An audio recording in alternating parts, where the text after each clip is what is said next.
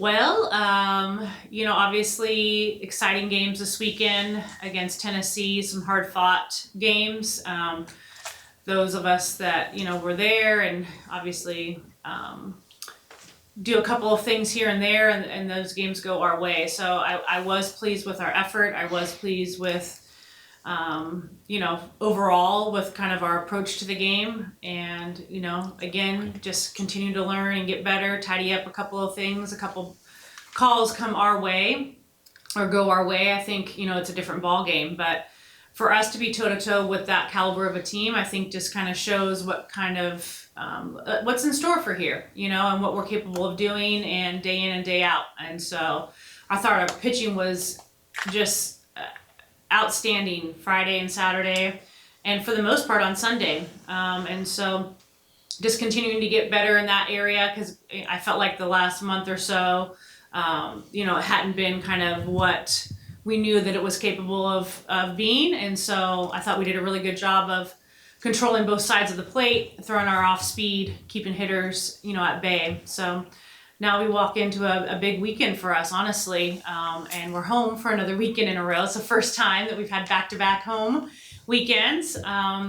So we placed the Saturday, Sunday, Monday series, and excited to get back out there. I thought the 12th man this weekend was electric, and really, really appreciate the support and know that those were exciting games. So they're starting to kind of, get excited for Aggie softball, which is good. So you've won 5 conference games against ranked teams. Now, on paper, you're going to play the last 4 series against teams that are unranked. So how do you handle going from being hunted to the hunter to now being the hunted? Because those teams will try to do exactly what you've done the last 4 weeks. Yeah, it's funny. We've been talking about that for the last couple of days. And really, it's that same message that we've been preaching this whole year of it doesn't matter who's on the other side of the dugout. We want to play our brand of softball. And our brand of softball is being competitive in the circle, utilizing both sides of the plate, changing speeds. In the box, we have to be able to execute the short game. We have to be able to move runners and get a big hit when we have those opportunities. And then we have to play clean defense. So no matter who we are playing, that doesn't change. And so I think that's really the message of, as we move and progress forward with this season and, my time here in Aggieland, that's something that I want us to get used to, is being the hunted, because that means that we're doing some things really well. Do you kind of, I guess starting with Tennessee's pitching, I know one of the best staffs in the nation. I know relatively, I guess, held you guys in check runs-wise, but again, considering the competition, just what you take away from, how your girls handled that kind of elite talent? Yeah, Rogers is good. When you look at some of her information, she's got really dynamic up movement with a change, which makes it, difficult, obviously. But I thought they didn't bring her back in after, Friday. And Pickens, when she threw her first couple pitches at whatever time it was, 10 o'clock at night when we had the rain delay, I looked over I can't even remember who it was, and I was like, that's fast. And what I really was impressed with was our ability for Julia and Trinity to get ball on barrel. Julia got a base hit, Trin just missed. And so I was like, I left that game, obviously not, we didn't get a win, but I was like, we're going to see Pickens tomorrow, and it's going to be daytime, and we're going to do some things. And I thought we did. And then Sunday, I don't feel like we took advantage of Gottschall to the point that we needed to take care of things before, Pickens came back in. So I think there were some things, from a learning perspective, we got Pickens out of the game early on Saturday, and they went to down ballers, and we swung at 2 first pitches right away and rolled over to third base. I think as we progress and we get better and more savvy in the box, we maybe do some things differently in those situations, because there's a reason why they brought in the down baller, right, for us to roll over. The same reason why Preston was so dynamic on Saturday. And so just learning from that, having a different approach in the box, going from one pitcher to the other pitcher, I think making those adjustments quicker, it's going to be something that we have to get better at. Do you, I try not to put too much weight on Coco specifically, but it seemed like the way y'all kind of put your lineup together when she's in that 5-6 spot, it almost works as sort of a second lineup within the lineup. Kind of Coco reset the table for another group of hitters. Is that sort of kind of what y'all are thinking in terms of how that goes together? It has more to do with who's pitching, what their pitching profile looks like movement wise, and trying to get the most out of Trinity and Julia, meaning them getting the most amount of pitches. And AC, we wanted her to get some at bats because we thought, yes, we want to win this series, but we want AC to get some information and at bats so that by the time postseason comes, she's gotten some really good at bats against some high level pitching. So then you also have to take into consideration, because of AC's speed, you don't want that to be, her and Trinity be back to back, or her and Julia runs pretty well, but you're trying to eliminate some of those pieces. The other piece is Coco and Rylan together can do some short gaming and run. And so it has a little bit to do with matchups. And then I don't, necessarily, like this past weekend, didn't want to stack all of our righties and lefties together. So kind of breaking that up. So what matchup or matchups do you like going against Mississippi State, and what matchup or matchups might cause you a little concern when you look at it? Yeah, I think I'm going to be honest with you. I'm in probably only about hour 6 of film, and so I'm not really. I think there's a couple of things that we have to hit this weekend. Their pitching, I think, is something that we are capable of handling. So I think that's going to be key. They have one kid that throws pretty firm. And I'm going to be honest with you, I'm blanking on her name. I could tell you it's the kid that's Hawk maybe, or Kinley Hawk. Yeah, she's like the started fifth. 2 games, playing 15, pitching 15. Yeah, so there's one kid that throws 68 and kind of erratic, so that can be tricky because you don't know where the ball is going, and throwing 68 with change. But for the most part, their pitching is our arms, types of arms that we have seen pretty regularly that I feel comfortable with.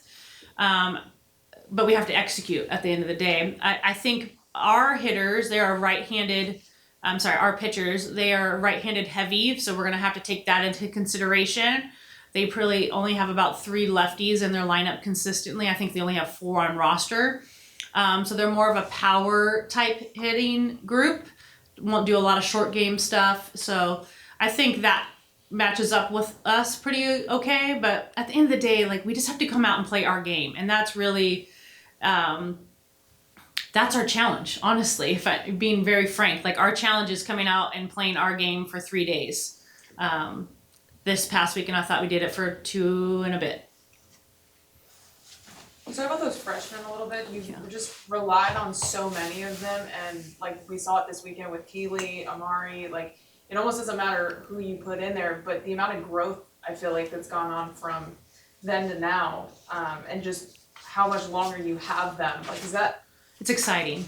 Yeah, honestly. And Keeley is just, and Amari, both of them are just straight face. You can't even tell, kind of what that situation is. And they're doing a really good job of taking in coaching. And what I mean by that, yes, mechanical, but breath, routine, those types of things. And I think they come from very strong organizations, and I think when you look at recruiting, I think that's important, is that they play in a lot of stressful pressure games and situations because they don't know any better, and really at this point they don't know any better. We've moved Keeley all over the lineup. She's whatever, I love that. And Amari, I like her in the 9-hole, to be honest with you. I think she turns the lineup over. She gets some pitches, she's able to do some things. So I don't know. I just tell them keep doing what you're doing. I'm not going to mess you up, and keep rolling. But no, they're putting in the work. I mean, there's a reason why they're progressing. And then Madison this weekend, obviously, her performance was just lights out. Does that kind of give you just another dimension to your bullpen now that you can bring her in to start. Now you have the confidence to have her come in, later in the game as well. Yeah. That's the Madison Preston I've been waiting to see. That's what she looked like at ASU. And it was really neat. I think for me, Saturday, without sounding too dorky, like I took it in because I'm like, we're witnessing a very special moment for Press for all of the work that she has done, her family has done. Like I was really excited and happy for her, especially after the game. Like she got to do her interview with Kendry on her hip. Like there's just like, you can't take that away, you know? And so that was really special. And I think the other piece that, you know, hopefully moving forward, like Preston like took a breath and she said to me, she goes, I did it. And I'm like, absolutely, like you did it. And so hopefully she now kind of takes that moving forward. And if we can get Preston to throw the way she did this weekend consistently, that's going to make us, I mean, just, we're going to be a nightmare because she had 10 inches of down break on Saturday with change. Like that's very different from our other looks. So she will help us tremendously if we can get that out of her. And then with Tennessee this week, we saw, I feel like more hit by pitches than I've ever seen over a 3-game stretch. Like, was that just simply them crowding the plate and kind of leaning, or do you think that has something to do with the way Kennedy and Levitt throw it? Yeah, I think there was definitely a tactic that was used that produced that, and we did not get a call. The rule is if it's fully in the batter's box, it's a hit by pitch. If it's in the river or obviously going to be a strike, it should, you know, they should stay in the box. The data that I have supports kind of my feelings this weekend. But it is what it is. I think the other thing that we have to do better is controlling that spacing. And so what I mean by that, if somebody is on the plate, I, as a pitcher, can just throw the ball down the middle because that spacing is still going to feel like an inside pitch. And so I think learning from that and growing from that, because that's what they're going to do against Levitt. They're going to absolutely, you know, crowd the plate. She controls the inner half of the plate very nicely. And so when they did that to us on Saturday, she was able to throw her changeup. And on Sunday, her changeup was a little erratic. So there's a couple of pieces that I think we can do to help negate that because they're not going to be the only team that does that. And so we have to get better in kind of counteracting that. Is that umpire's discretion and is that reviewable or no?